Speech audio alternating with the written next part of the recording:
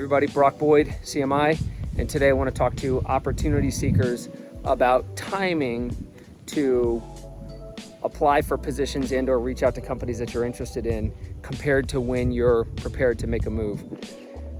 So there's not one answer here, unfortunately, because of course every company and every hiring manager has a little bit different opinion about how soon they'd want to start talking to someone compared to when that person could actually start a job.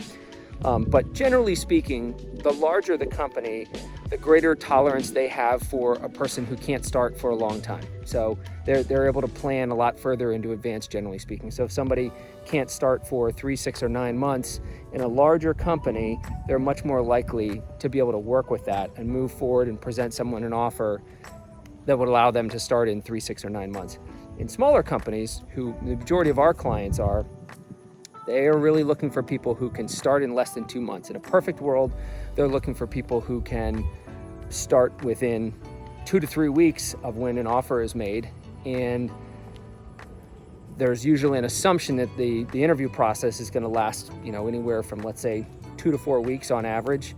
And so you put it all together, and generally speaking, what we see is that if a person is less than 2 months away from when they could put in notice and or start a job, if they're less than 2 months away, there's a good chance the client will still the hiring manager will want to talk to that person. If that point in time when they could put in notice and or start a job is greater than 2 months away, they're a lot less likely to be interested in talking to that person. They're much more likely to say and think, we're going to keep interviewing other people, and if the position's still open in, let's say, 3 or 4 weeks, or once we get close enough, then we'd like to hear about that person again and maybe start a conversation with them then. But they're usually not going to want to start conversations with people who are 3 or 4 months away from being able to put in notice and start a position. There are, of course, exceptions, both in terms of personal approaches on the case of the hiring managers and in terms of taking, for example, in federal sales with the Fed fiscal year, there's an understanding that people might not be able to start until a certain point, and so there's generally going to be a little bit higher tolerance there depending on the time of year.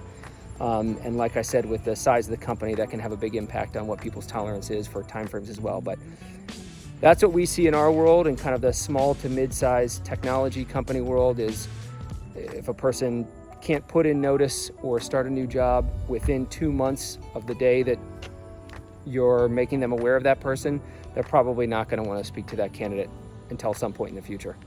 So keep that in mind as you kind of plan for your next move.